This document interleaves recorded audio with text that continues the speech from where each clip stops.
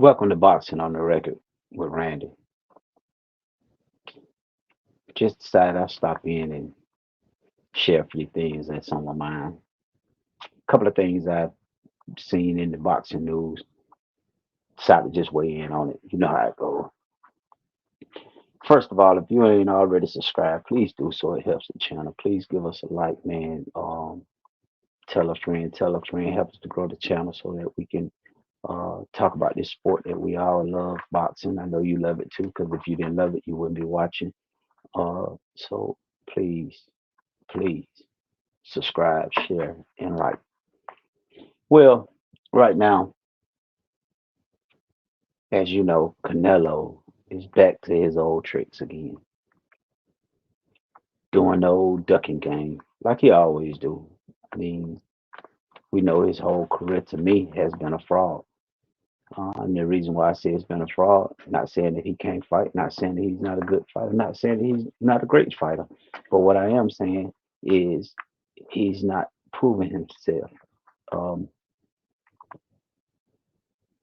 he's seemed like he's taking the easy route, and we've given him a pass, and we saying because it's Canelo, because it's this, because it's that, but whatever the case may be. Um, what I want to talk about today is when he was opposed with the statement that David Benavidez says if he don't fight him um, in his next fight, he need to vacate the WBC super middleweight title. Canelo responded to that statement in Canelo fashion by saying he's the king and he'll do as he please. I mean, to me, that stream screams out ducking to me. Because if you is the king, then there shouldn't be nobody that you wouldn't defend your crown against. There shouldn't be nobody that you should be reluctant to um, address them when they are threatening your kingdomship, if you will. So to me, that screams out it's pure ducking. I don't know what y'all think about it, but tell me what you think. That's just what I think about it. I just think it's ducking. Canelo added that if that's a good fight for September, they'll see. He said that sometimes fights are bigger if you wait. Canelo's always been good at waiting. He's always been good at waiting. Canelo, all the threats that he had in the boxing ring, he's always waited to get an advantage. Maybe it's to wait for them to have a bad fight. Maybe it's to wait till they get too old. Maybe it's just to wait till he think they're injured. Whatever the case may be, he's always waiting because he know the longer he wait, he can get that advantage. So I think that makes him an opportunist. He's waiting on that opportunity to get the advantage. Um, but I think with him waiting with Benavidez, I think the wait is because he's trying to wait him out the division because he understands that Benavidez is a big, big, big super middleweight, and he's struggling to stay in the division because he want to fight Canelo. He have enough confidence that he can beat Canelo. Canelo don't have the confidence that he can beat Benavidez. And I always say this: I don't care who it is, your favorite fighter, my favorite fighter. If you don't take a fight and a man is calling you out and you saying it's an easy fight or you saying that he can't beat you, but you're not trying to make the fight, to me, you're ducking. You're ducking because if it's an easy fight, you would take it because you'll turn around and fight a lesser opponent. Most of the time they turn around and fight a lesser opponent. Most of the time they fight a no name. So you don't have no problem fighting them. But you got a problem fighting the man that's chasing you or that's calling you out. I think all boxers know who they can beat and who they can't beat. I think all boxers know when it's an easy fight and when the fight is going to be difficult. Uh, so That's why I say it's a duck move. Then Canelo goes on to say, honestly, I have been doing other things. Okay, I've been handling my business and traveling with my wife, and right now I haven't talked about any of that. I don't know where all that come from," said Canelo about this potential opponent for May 2024. Honey McGill, Jamal Charlo, and Terrence Crawford. We all know that Canelo Alvarez always picked the weakest link. He always picked the weakest link. He always grabbed the low fruit, and we keep rewarding him for picking the low fruit off the vine without trying to climb the tree and risk it all. We always reward him for that. If it was left up to Canelo, he probably would have picked um, Boo Boo Andrade after he lost, and he lost in such a horrible fashion. He would have picked him. He definitely not going to pick Benavidez.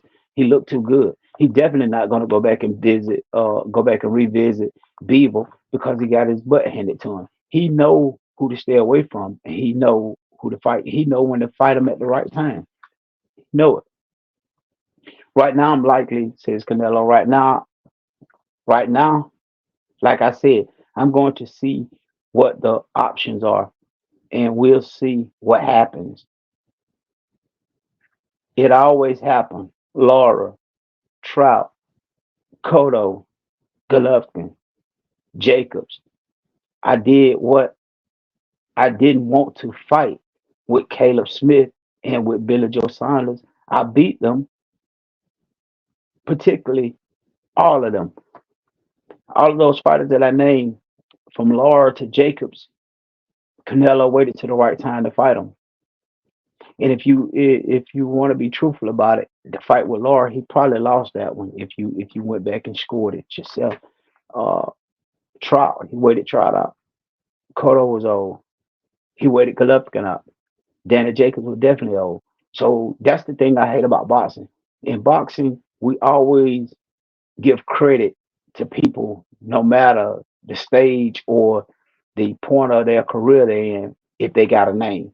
As I always say, he can go up and beat up Mike Tyson right now, and Mike Tyson would be on his record, even though we know Mike Tyson is 1,003 years old right now. But it would be on his record that he beat Mike Tyson, and the fans would talk about it like Mike Tyson was in his prime. So that's the one thing I hate about us in boxing. We always give credit long as it's a name there. And then some fighters know that they can sell their name. Once their career is over, they still selling a name. Two that come to mind right off the top of my head.